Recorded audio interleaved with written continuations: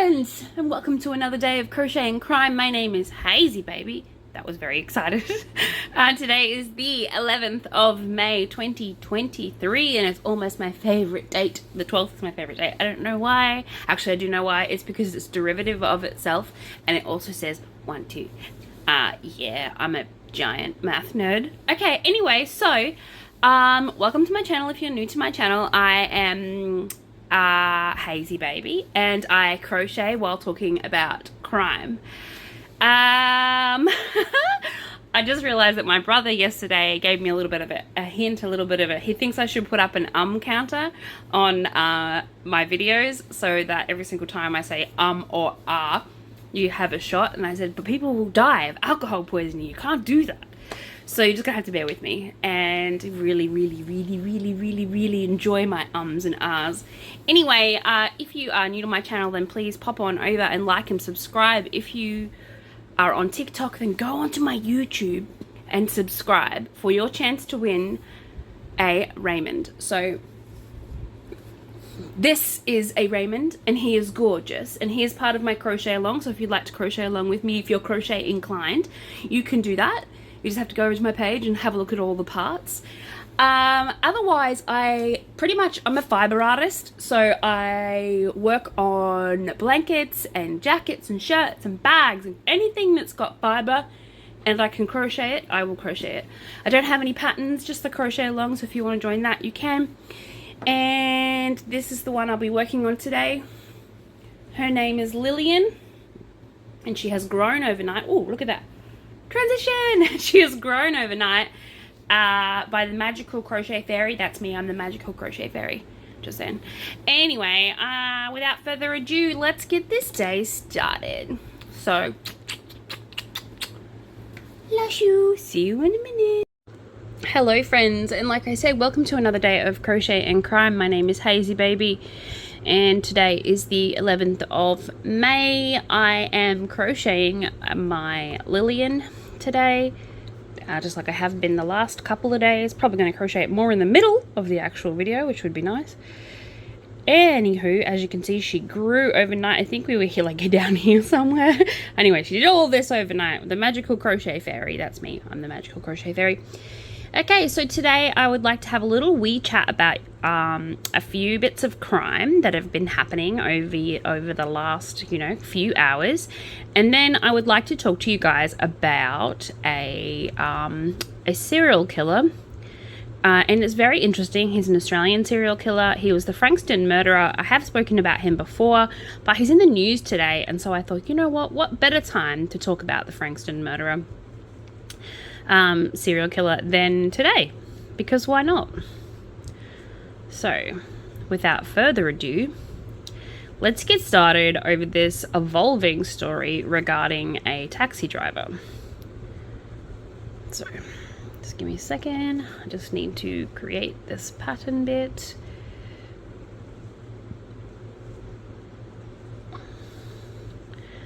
Alrighty. What am I going into? How many was that? So that was 1, 2, 3, 4. I think I wanted to do 5, but I ended up doing 4. Then we'll do 1, 2, 3, 4, and through there. Okie dokie, artichoke. So over last night, a Uber driver was like carjacked by a bunch of teenage hooligans. Anyway, and they threatened him with a knife in Brisbane this morning, in the early hours of this morning. So let me tell you a little bit more about that. So rideshare driver, I know it's an Uber driver because one of the earlier ones said that he was an Uber driver. Yeah, teens arrested over an alleged carjacking attempt on an Uber driver. So he was an Uber driver. Anyhow, so a rideshare driver has narrowly escaped injury after he was threatened with a knife in Brisbane's south early this morning. The man had accepted a job on Mains Road at Sunnybank. There's your first mistake.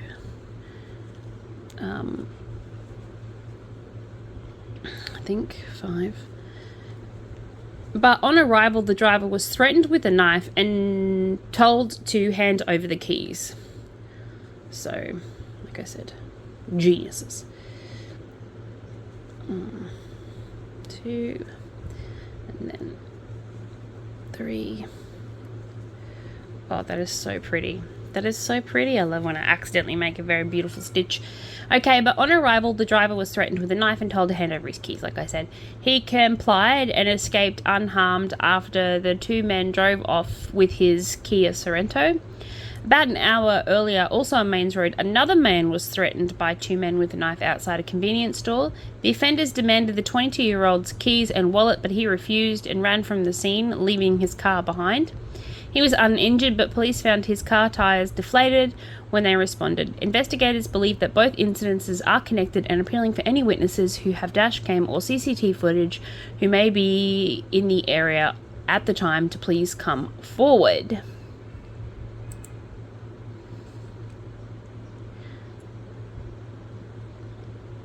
And now we have another alleged carjacking. So this next one is an alleged carjacking in Melbourne this time.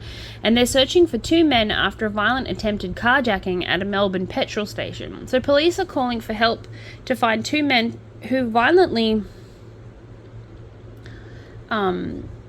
attempted to carjack a person.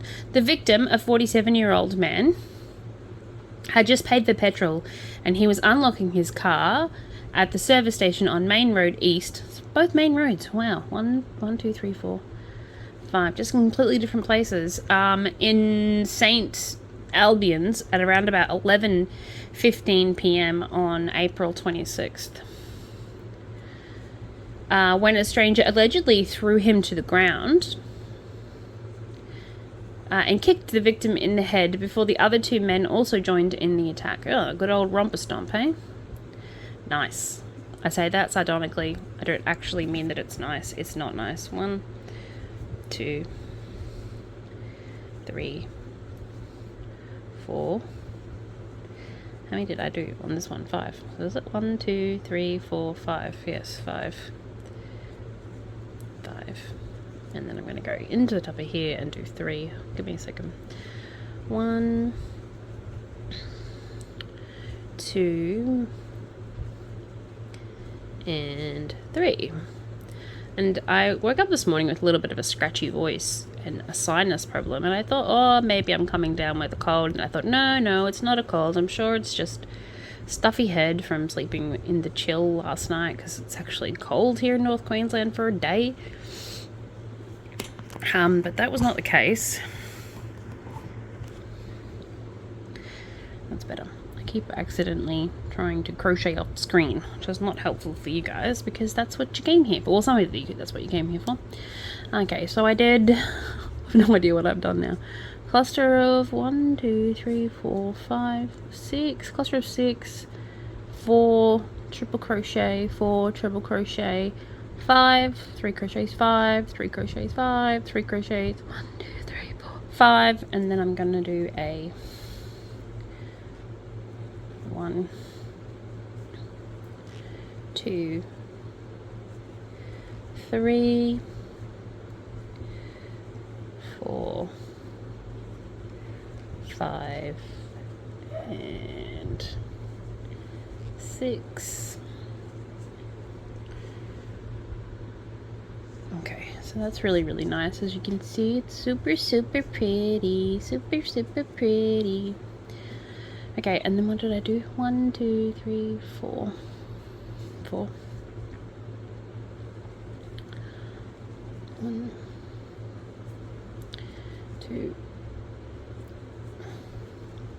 3, and 4. The trio then attempted to steal the man's car but were unsuccessful and ran from the scene. That's because the car was manual. The victim, a St. Albans man, was taken to hospital with facial injuries and a broken nose. Police believe that a number of people were around during the attack and want to speak with them. So the 24-year-old St. Albans man had been charged with attempted aggravated carjacking, affray, robbery, intentionally causing injury, assault in company, committed indictable offences whilst on bail over the attack. He's been held in custody to the front of court in July. But his two alleged accomplices remain on the run. Police have released CCTV footage and images of them and hope tracking them down. So anyone who witnessed the incident or has dash cam footage, Jesus, or information are urged to contact police. Jeepers creepers, that was a big mouthful, guys. I was having a real hard time with that one. A real difficult time. A really, really, really hard time. Okay, so let's move on now to, was it 4? 1, 2, 3, 4.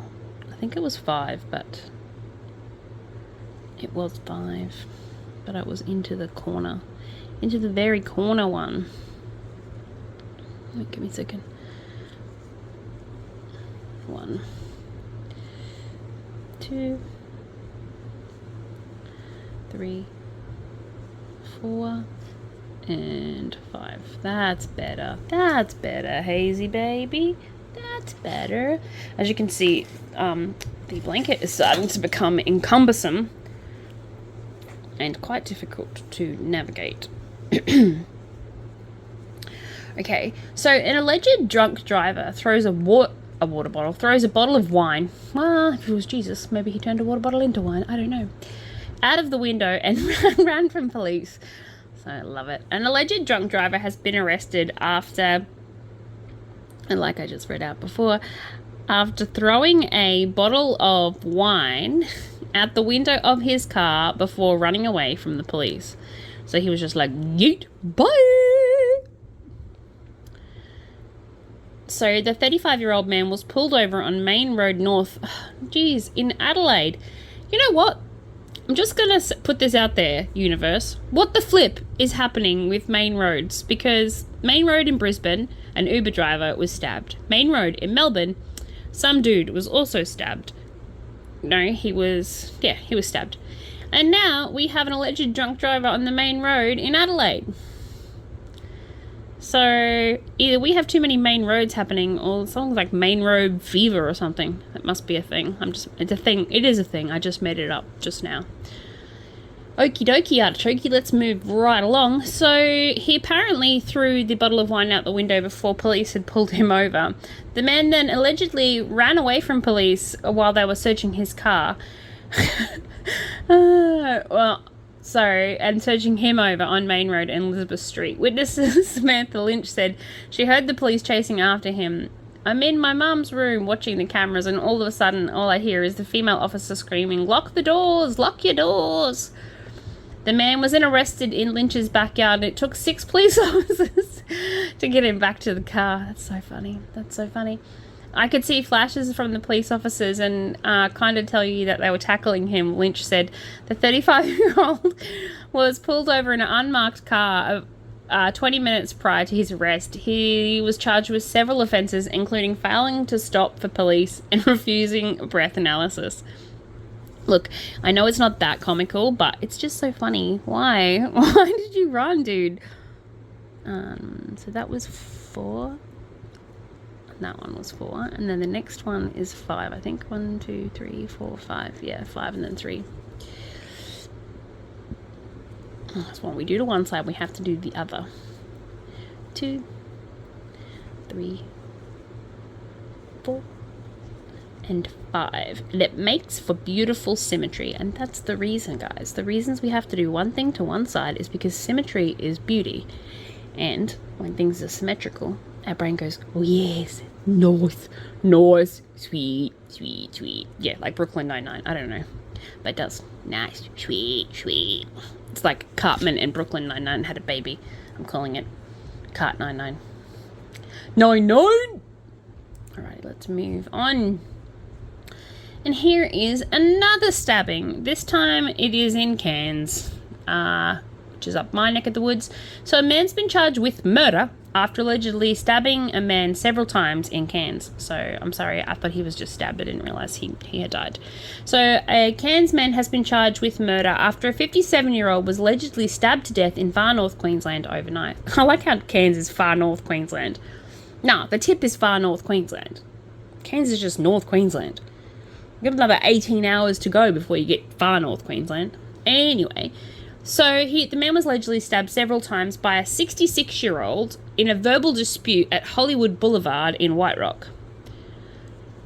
The victim passed away from his injuries at the scene, so he succumbed to his injuries. Police said in a statement, Acting Inspector Jason Chapman said the two men lived at the address, along with a third person, which was a woman. All three were roommates. No, they were roommates, and do not look up what a roommate is. He alleged there had been arguments at the residence throughout the night and into the early morning, and they still don't know why he went on a stabby rampage. But I'm glad that he was charged with murder, because that's not nice. That's not nice. 1, 2, 3, 4, 5. Okay, and then triple crochet into there. If anyone would like to know what I'm currently doing on this project, I'll inform you. I am turning a square back into a circle. So it started out as a circle, then it went to a square and became a square. And then I turned it into a diamond. And then it became like a little 6-sided thing. And then it went back into a square, and now I'm making it into a circle. Because I love me some shapes. 1, 2, 3, 4. And then 1, 2, 3, 4. Excellent. I like it. I like it a lot. Okay, let's move on. Move on. I used to not do these really complex rows because I was worried that people got bored of me stopping. But then one of my lovely patrons said, no, I like it, because then I can see what you're doing and I can see what I'm doing. So yeah, it was pretty good. So thank you very much for that person. I really appreciate your advice. So I just wanted to do a little bit of a scam watch really quickly. So scam watch is thing to watch out for a possible scam from your banking app, or from Sony, or from ANZ, or blah blah blah blah. Anyway, the scam is, it usually comes up with a little ad that says, from ANZ, your payment code blah blah blah, if you didn't request this, please contact your bank separately, which is actually a pretty good scam. And then it gives you a phone call to call. Do not call that number. Hop off your phone and go. The other one is, it says, I'm at Woolworths and bought the wrong card with me. Could you please send me $315 and I'll pay you back when I get home? Not obviously a person that you know. And then it says, hi, your passcode for your purchase is, and it gives you a scam. If it's not you, please call us. And so they're using what we call a third-party authenticator scam. So it is where they're pretending that they are a third-party or 1, 2, 3, 4, an authenticator. So how when you sign into your bank, it'll come up with a passcode and stuff. Well, most banks, the passcode comes up in your actual banking app. So just ignore it if it comes from your bank. If your bank... You can always just open up your own bank on a different phone and check it out if you're really that worried, but I highly doubt 1, 2, 3, 4, 5, 6, 7, that is happening, so don't stress. 1, 2, what did I do? Yep. 3, 4, 5, and 6.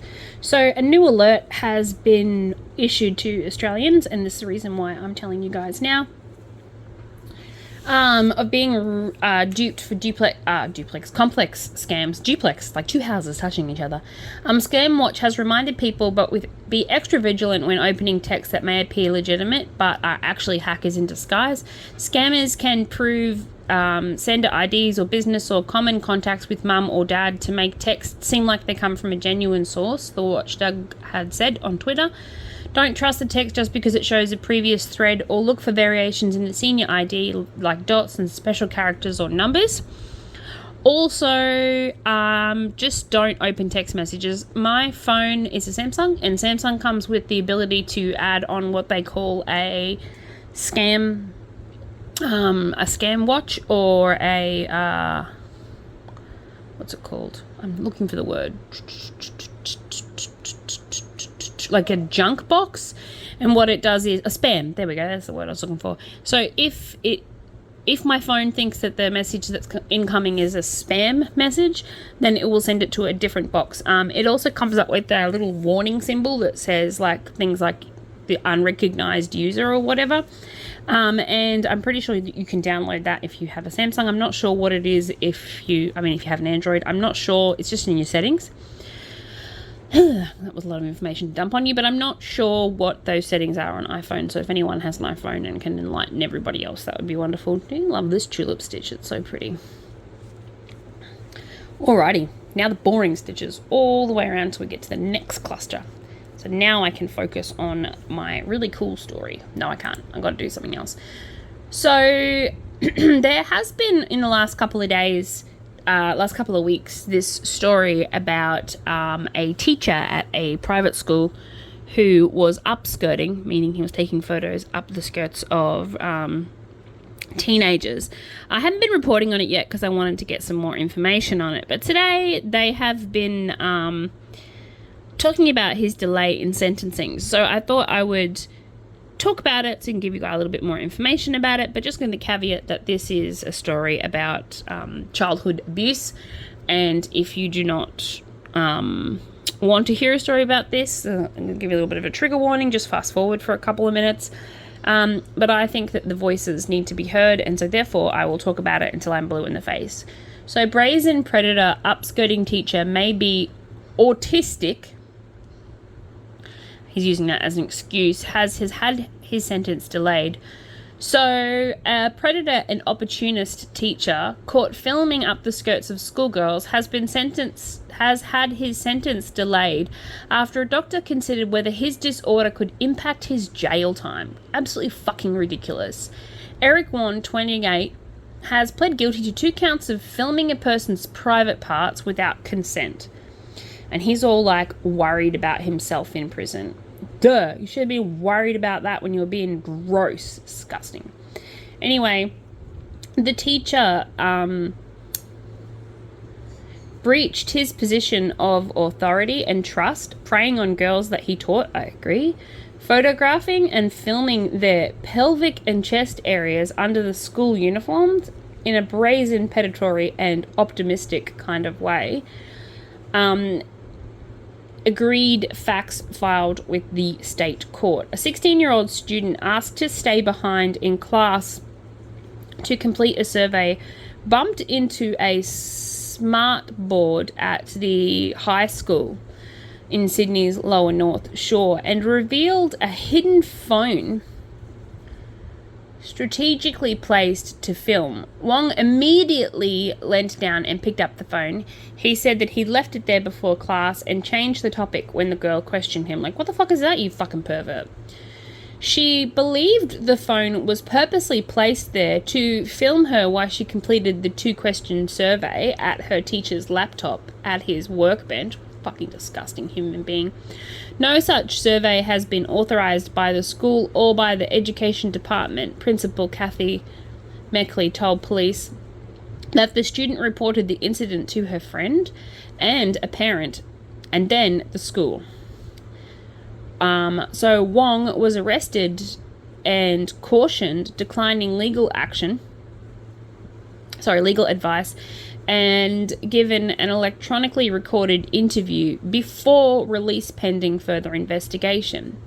He gave another interview when he was arrested 10 days later, declining to answer the allegations. I really hope they fired him on the spot. Or at least let him go back to the school. Police found 90 videos, guys. 90 videos and 300 photos of uniformed students, including images taken up a skirt and down shirts when they searched his home. The files were found on 2 computers showing him randomly walking around his classroom with a phone camera recording, targeting only the girls. He walks up next to them or behind them, and while supervising their schoolwork, discreetly filmed their private parts under their uniforms. Some videos show him glancing towards the phone before repositioning it. Ugh, fucking disgusting. Wong was due to be sentenced in Hornsby's local court on Wednesday. However, his lawyer, Peter File maybe, secured an adjournment for a report to be prepared. Apparently, the report raises the possibility of an autistic spectrum disorder, which would be highly relevant to the court's approaching sentencing. No, it fucking isn't. What, we should be more lenient on him because he might be on the spectrum? Or he is on the spectrum? Oh, fuck off. I have an autistic husband and he would absolutely never. Disgusting. Absolutely disgusting. Police prosecutors opposed the adjournment, primarily on the basis of an ongoing distress of the matters are causing the cohort and the community of the high school to, it's really upsetting. This kind of stuff is really upsetting. So Magistrate Alexander Mikovich said he understood the opposition, but the defense was entitled to put the material before the court and had not caused any delays before. It's not a matter of I foresee being adjourned for the material before me is appropriate, he said. There won't be any further adjournments. If the material is not ready, then it's not ready. Wong is living with his parents as a condition of bail and will return to court on July 19th. If you are one of these students and you happen to be listening to my podcast, I am so sorry that this happened to you. I am so sorry that you were violated by such a person who's supposed to look after you and take care of you, and I apologize. As a teacher myself, I apologize profusely that this happened to you, and I'm so sorry. I'm so very sorry. And if you have not come forward yet to say something, or if you feel that you need extra support or extra help, then please call Lifeline on 13 11 14. Or if you're one of the parents of one of these children and you're having a really difficult time with the mental health and the problems that would be occurring due to this, then I suggest that you call Beyond Blue on 1300 22 4636. And it's a free service, and they'll be able to help you or get in touch with somebody who can help you do that. So just keep in mind that these are real people, guys, and while these stories are interesting and we look at them for the reasons that all voices need to be heard and all stories need to be told. So it's really important that we give the voice to the people who deserve the voice, and the people who need to be heard. So these poor students, I feel so sorry for them, and I really hope if one of the 300 photos was about me, I hope that I would never know. So I really hope that that just gets kept in the quiet, because I'd rather not know that someone had been taking photos of me. And yeah, it's just disappointing. I'm really, really disappointed. Anyway, let's move right along, shall we? Okie dokie, let's go. So, if you remember a few weeks ago, if you have been one of my loyal supporters who's been on here for weeks following me and my journey of this crochet and crime, then you'll remember that I was talking about a scam from Latitude.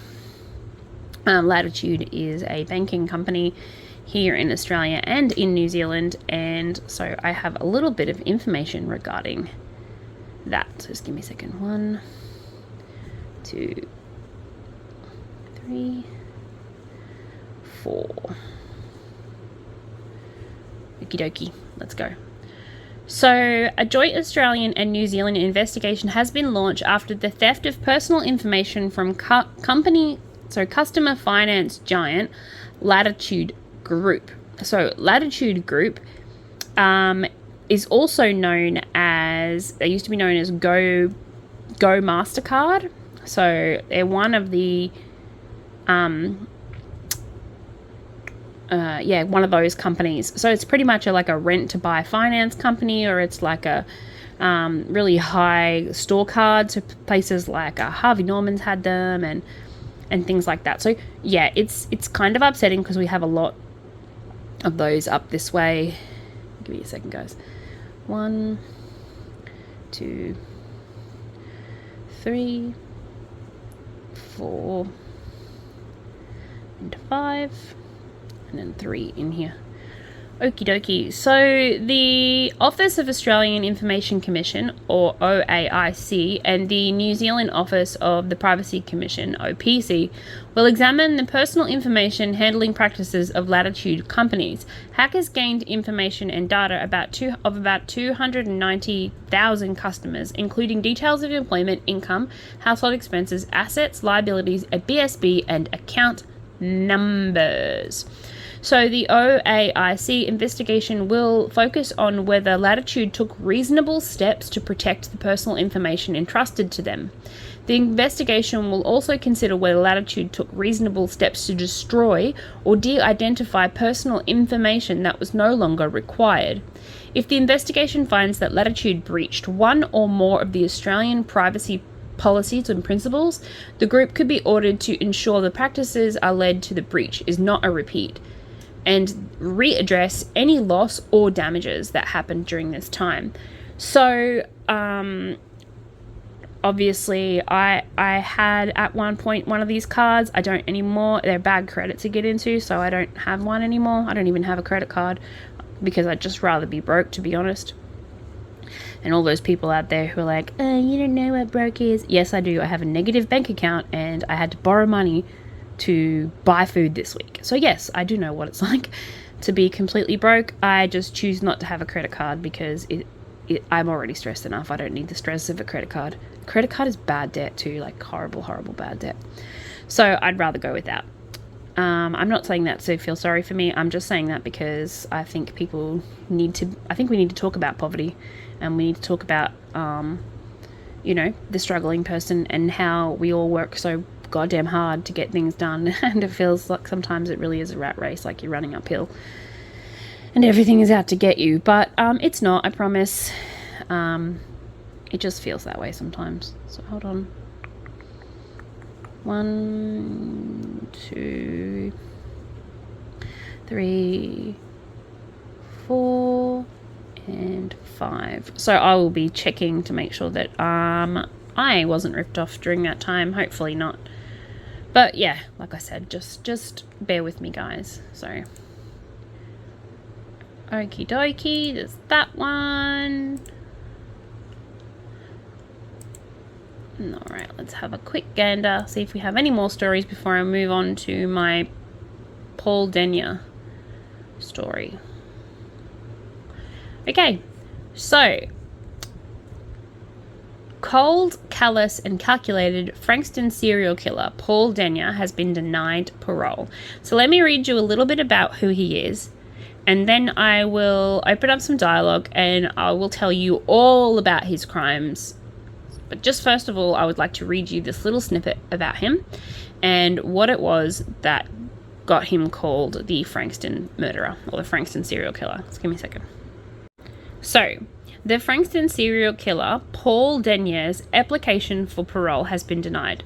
So Denya became eligible for parole last month, and I was talking about this the other day, and I said I really, really hope he doesn't get out on parole because nobody needs him out on the streets, and I'm so glad that it has been denied. So that's a win. That's a win for us little guys. Okie dokie. So Denya became eligible for parole last month after serving 30 years after serving 30 years for the murders of 3 women in Melbourne in 1993. The father of Denya's final victim, 17-year-old Natalie Russell, said he was relieved to hear the news, as, you know, I also would have been, as I am, even. Give me a second. 1, 2, 3, 4. Were these also 4? 1, 2, 3, 4. No, that was 5. And that was 5. Okay. Just give me a second. 1, 2, 3, 4, 5. I would have been more than relieved. I would have done a whole feckin' party. I would have been like, yeah, hey, motherfucker's gonna rot in prison. Yeah, cause he's an asshole murderer. Okay. And then I would have done like a little happy dance. So this is the best news we've had in 30 years, he said. It's a relief too. We get getting to the point where we thought that it was a 50-50 chance that he might get parole. Daniel was sentenced to life in prison without parole, but the term was later reduced to non-parole period of 30 years on appeal. Daniel murdered Natalie, Elizabeth Stevens, and Deborah Fromm in the Frankston area. Stevens was 18, who was murdered by Daniel after she got off a bus on her way home from the library on June 11th. On July 8th, Sefford mother Friam, 22, was killed when she was ambushed by Daniel in his car a fortnight later. Natalie, 17, was murdered as she walked home from school. And the Victorian MP David Lembrick, who was 19 when his girlfriend Natalie was murdered, said it was the result that everybody was hoping for. I forgot that he was an MP now. So yeah, that guy's never getting out of prison. 1, good. 2, 3, 4. Oh. Let's try that again, shall we? 1, 2, 3, 4, and 5. I love this plum colour. Isn't it a pretty colour? Lovely, lovely. Lovely, lovely dog poo. No, it's not dog poo. Anyway, so yeah, there's been a traumatic process for all family and friends and everyone in Frankston. So former homicide detective Charlie Bazinga believes that there has been little remorse from Daniel over the decades, and he hasn't changed, and now that he's in a program, he still won't change. When we interviewed him, he said he had an urge to kill when he was 15, and he will always kill. He is cold, callous, and calculated, and if they let him out of prison, he really will kill again. Alrighty, so let me tell you about the big giant drama surrounding Paul Daniel. So not only is Paul Daniel a serial killer, not only did I watched an interview of him once where he just callously talked about these women like they were nothing. Like it was an inconvenience that he was there. And when he was asked why he did it, he said, because I've always wanted to kill someone. Like what the most stupidest fucking reason to murder someone. And yes, I know I swear a lot, guys. Get over it. I'm Australian. It's a pastime. But yeah, I probably should put a little bit of a swear warning at the start. But I'm not gonna. So this one 4. So 1, 2, 3, 4.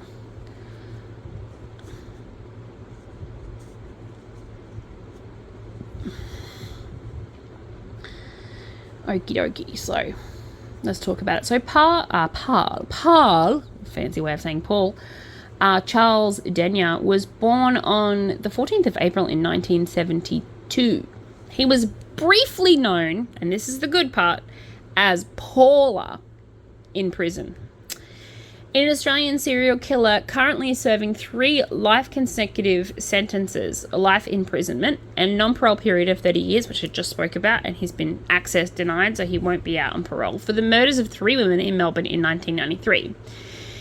He was known as the Frankston serial killer as his crimes occurred in the neighbourhood and the suburbs of Frankston. So, quite clever. Not.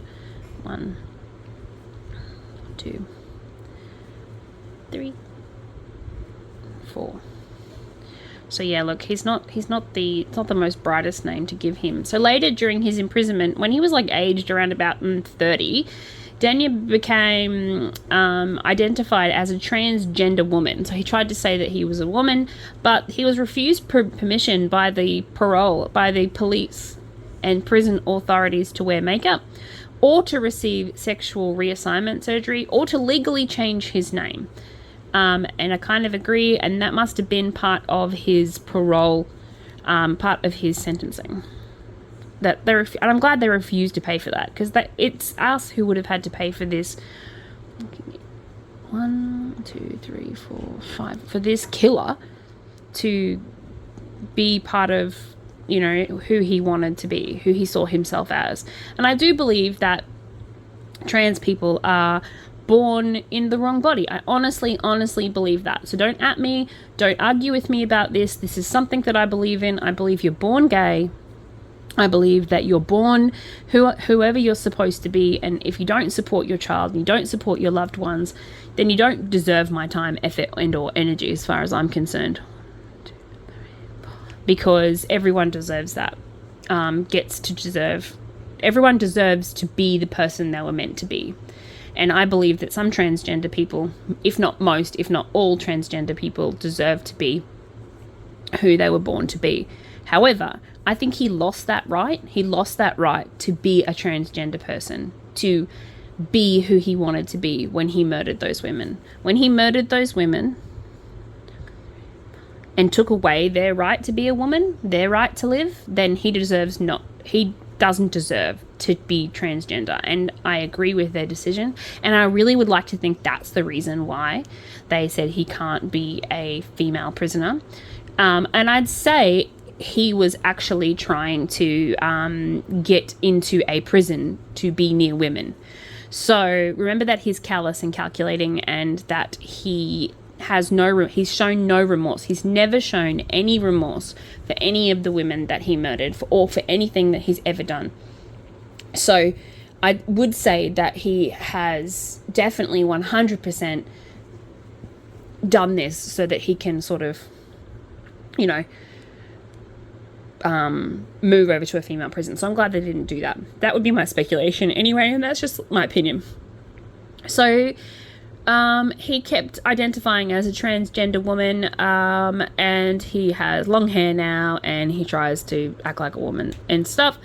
But then in 2022, Stan did a documentary called No Mercy, No Remorse, and it was presented by John Sylvester, a senior crime reporter for The Age in Melbourne, and states that Daniel has reverted back to his previous identity as Paul. So obviously that didn't work for too long.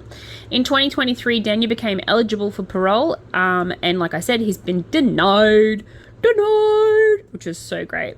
So Daniel was born, Charles Daniel, like I said, on the 14th of April 1972 to a British immigrant parents, Anthony and Maureen Daniel, in Campbelltown, New South Wales, or Campbelltown.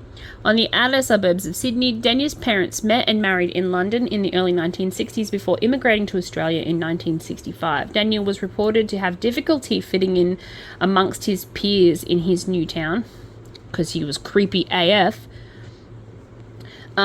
Which led to problems about studying and self-confidence. They worsened by a significant gaining of weight during his teen years, and at age 11, he slashed the throat of his sister's teddy bear, which should have been a giant indication, and cut the throat of a family cat. In his teen years.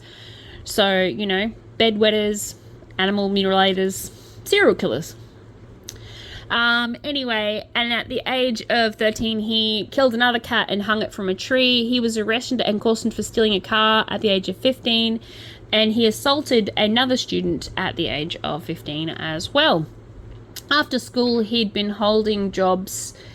He was unable to hold down jobs, and he was fired 7 times.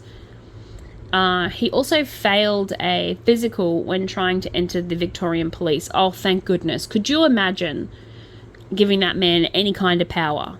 Jesus. So in February, he probably wouldn't have passed the psychological test even if he did make the physical. So in February 1993, Denya commenced working at a boat building firm in Seaford named Pro Marina. A short time after commencing work, colleagues observed him making knives at work, and Danya's employment was terminated after several months due to his failure to complete the assigned task, because he was just doing whatever he wanted. Because he was just like, fuck you and your job, I'll do what I want, I'm gonna make knives, go away, leave me alone, you pay me to do whatever I want. He's a fucking jerk. So Danya, aged 20 and 21, started to stalk and attack a number of women in and around the Melbourne suburbs of Frankston during a 5-month period in 1993, breaking in and killing of animals. So the first known incident attributed to Denya occurred in February 1993 when Donna Vane's Claude Street's unit in Seaford was broken into after an anonymous threatening phone call. She was quite fearful for her life, so she asked her boyfriend to take her and her newborn baby out while they delivered pizzas. So isn't that nice? And he was like, sure, I can do that. After being at it for approximately about an hour, Vanes returned to her unit with her boyfriend. After seeing blood on the floor and that one of the cats was dead, the police were called. So he couldn't get her, so he killed one of her animals. The police officer arrived and discovered the cat had been slaughtered with its intestines strewn all over the floor and its eyes were removed, and a pornographic image had been placed on its body. Written in the cat's blood above the stove were the words, "Donna, you're dead." Oh my God. In the bathroom, police found... Oh, I'm sorry, guys. I should have read ahead before reading this. This has some really, really horrible animal stuff. So just going, if you're... Yeah, don't fuck with cats. Police found Vane's 2 kittens also slaughtered, with their throats cut, floating in the bath. Shaving cream had been sprayed over a mirror in the bathroom, and more pornographic images had been posted all over her wardrobe. These images had been slashed, as had other furniture. The intruder had also placed a pornographic image, which he also slashed, inside the crib of Vane's baby. Unwilling to stay at the unit, because fuck yeah, if I walked into that, I would have been like, yeet, see ya, I'm out. Which had also been slashed, like I said. Unwilling to stay in the unit, she moved in with her sister, I would have too, who was living... Oh my God, guys. She was living next to Denya, and whose neighborhood had recently become a victim of the break-in slasher. After Denya's subsequent arrest, he admitted to police that he was responsible for the break-in, vandalism, and murdering Vane's cats. Denya also stated that the police that had Vane's been home, he would have murdered her also. Duh, that was a given. Like, he killed her cats, slit her kittens' throats.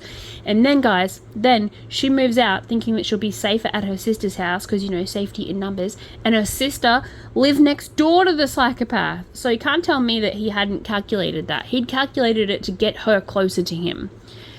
So, like, he couldn't have her and he couldn't kill her. So he killed everything, terrified the crap out of her, left pornographic stuff all around her house, slashed her furniture and the walls and everything, and then she had to move to her sister's, and then she lived next door to the psychopath. Well, thank goodness nothing else happened to her. Thank goodness, because that would have been absolutely terrifying. 100%, definitely terrifying. I'm terrified, and you know, that's in the past. But jeebus, that's so scary, guys. It's so scary. All right, let's move on to him murdering human beings. So 1, 2, 3, 4, 5, 6. The first victim was Elizabeth Stevens, and she was 18 years old. And she'd come to Melbourne from Tasmania in January of 1993 to study at the TAFE in Frankston. She moved to Melbourne to study in order to join the armed forces. At approximately 7 p.m. on the evening of Friday the 11th of June in 1993, Stevens got on a bus in Cranbourne Road. The closest stop to her house... So she got off a bus in Cranbourne Road, sorry. The closest stop to her house... Sorry. Give me a second, guys. This bit's always difficult. How about I just focus on doing this for a second. 1, 2... 2... 3, 4, 5. Oops, no, it was only 4 on those ones, wasn't it? Yeah. 4 on the big ones. And then it's 5 on these ones. 1, 2, 3, 4. And 5. 1, 2, and Just give me a second. Okie dokie. So, so she'd hopped off the bus and was residing in Patterson Avenue with her aunt and uncle, and she'd been living with her relatives for about 6 months. As she turned into Patterson Street, she was grabbed from behind and threatened with what looked like a gun. Stevens screamed. However, her screams were not heard by anyone due to the heavy rain and the wind. Stevens was told to shut up or I'll blow your fucking head off, and then was escorted down Preston Avenue. So I want to say, guys, that is an accurate representation of what happened, because there was a witness to them, and this is what he said verbatim when he told police what he'd done. He was proud of what he'd done. He assaulted, so he then held her hand, so not to draw suspicion, and several witnesses had seen them walking past and assumed that they were a couple. The pair arrived at Lloyd Park Reserve, and Stephen was, where she was first sexually propositioned by this fucking wanker. 1, 2, 3, 4, 5. He pretty much just asked her, do you want to fuck? Which is, lovely. And then told, well, I won't rape you or anything. Stevens was then strangled, stabbed, and her throat was cut. The killer stomped viciously on her face because she refused to have sex with him, breaking several of her facial bones and then dragging her lifeless body across a blackberry bush, a short distance from the culvert flowing with water. She suffered several post-mortem injuries, being stabbed and slashed across her torso. So he just went to town with her body. Thank God she was already dead. Stevens left a note that morning for her relatives stating she would be studying at either the TAFE or the City Library and would be home around about 8 p.m. When Stevens failed to arrive home, her relatives initially thought that she'd simply be running late because of the bus. However, at 10:30 p.m, her uncle commenced driving around the area searching for her. Police were notified soon after and became concerned for Stevens after seeing the note that she had written. Her body was discovered around about 5 p.m. the following day by a man collecting pine branches. Stevens was killed only 250 meters from her home. So literally like the scene from Scream, where Drew Barrymore's being dragged away while her parents are right there. That's what happened.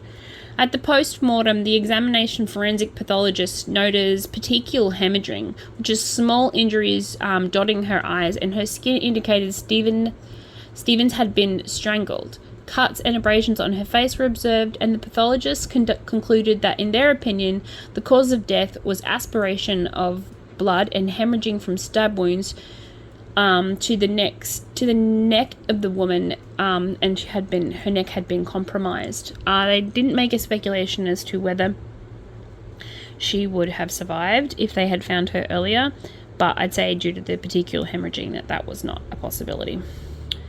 An extensive search of the area was undertaken for both where the body was located and the surrounding streets because they were looking for any kind of clues. And a bag with a book with the documents with Stevens' name was discovered, as was the bladed knife. And every resident in the local vicinity was spoken to, and the police rode with the local bus to see if anyone on board recognized Stevens. Investigators never discovered any sordid leads of Stevens' movements or discovered any clues that would help solve her murder because it was raining heavily, guys. Raining really heavily, and so she didn't, any, stuff they had was, not helpful. It had all been washed away due to the rain. So, yeah. Oh, I just feel so sad for her. But she's dead now. So she's at peace, I suppose. And then he abducted Rosa Toth. So a month later, on Thursday, the 8th of July, 41-year-old Rosa Toth allegedly at Seaford Railway Station and headed north along Railroad Parade on her way home. At around about 5:50, she walked past Seaford North Reserve, and she noticed a man loitering near the toilet block and was attacked shortly after passing him. Toth was dragged into the park but broke free after Denya held a fake gun to her head, and she pretended to submit. Shaken and with light injuries, she ran back to the road, stopped a car, and was assisted by the driver to go back to her house. So she escaped, guys. She escaped. How cool is that? 1, 2, 3, 4, and 5. Okay, so this next one is the murder of Deborah from Frem, F-R-E-A-M, Frem. Okay, so the same night after he tried to kidnap Rosa and failed, he murdered Deborah. So 22-year-old Deborah Frem, who lived near Kennock Station, Seaford, was abducted in her car in the early evening. So she had left her 12-day-old son at home with a male friend when she went out at 7 p.m. on a short trip. So she was a mum, guys, to buy some milk for an omelette for dinner. At 8 p.m. 1, 2, 3. When she didn't return. Oh, wait, that's 5, isn't it?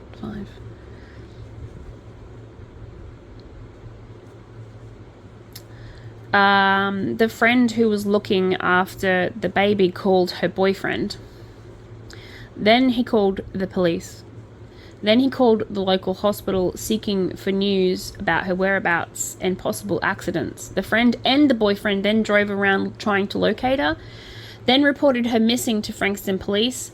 On the afternoon of Monday, the 12th of July, so the next Monday, so she was abducted and murdered on the Thursday, 8th of July, and then she was found on the Monday, 9th of July. A farmer found Friem's partially covered body on Taylor's Road in Curram Downs.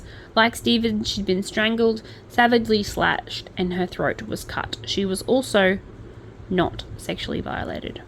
1, 2, 3, 4, 5. He just had a real hatred for women, obviously, and had a real, hatred for mums, maybe? I don't know, because that's 2 women now who had young infants that he murdered, sorry. Anyway, so, and the last one is the murder of Natalie Russell. So on July 30th, the third and final victim, 17-year-old schoolgirl Natalie Russell, was attacked while walking home from her John Paul College. At the time, there was media speculation highlighted public fear and warnings from her school. Russell took her usual shortcut home in Frankston's North via a fenced walkway, now called Nat's Track in her memory, which passes between 2 golf courses on Sky Road. At 8 p.m, Russell was reported missing from to the Frankston police station, and since she was a minor, they really pretty much, they did their due diligence with everyone, but because it was the third victim and they were just really, really concerned for her safety, police searched and soon found her body.